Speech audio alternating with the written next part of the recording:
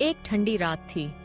राहुल, एक graphic designer, अपने office में देर रात तक काम कर रहा था।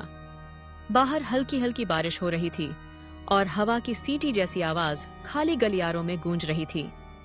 राहुल को एक जरूरी प्रोजेक्ट पूरा करना था और उसे क्लाइंट के लिए कुछ पोस्टर प्रिंट करने थे। ऑफिस का पुराना लेजर प्रिंटर, जो पिछले कुछ दिनों से अजीब आवाजें कर रहा था, आज भी उसी जगह रखा था। उसने जैसे ही पहला पोस्टर प्रिंट करने के लिए कमांड दी, मशीन से एक अजीब सी चरचराहट निकली। कागज बाहर आया, लेकिन उस पर राहुल की बनाई डिजाइन नहीं थी, बल्कि एक खौफनाक इंसान का चेहरा था, जिसकी आंखें लाल थीं और जो सीधा राहुल को घूर रहा था। राहुल ने सोचा, शायद किसी ने प्रैंक किया है। उसने कागज फाड़कर कूड़ेदान में डाल दिया, लेकिन जैसे ही अगला पेज निकला, उस पर वही चेहरा और उसके नीचे लिखा था, मैं आ रहा हूं। राहुल का दिल तेजी से धड़कने लगा।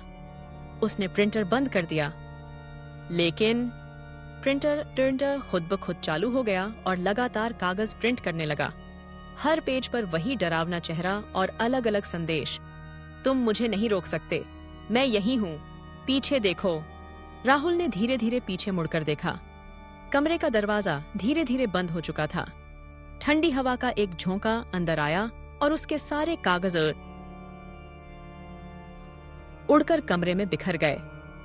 अचानक प्रिंटर से काले धुएं जैसा कुछ निकलने लगा और उस धुएं के बीच वही डरावना चेहरा उभर आया। उसका शरीर धीरे धीरे आकार लेने लगा।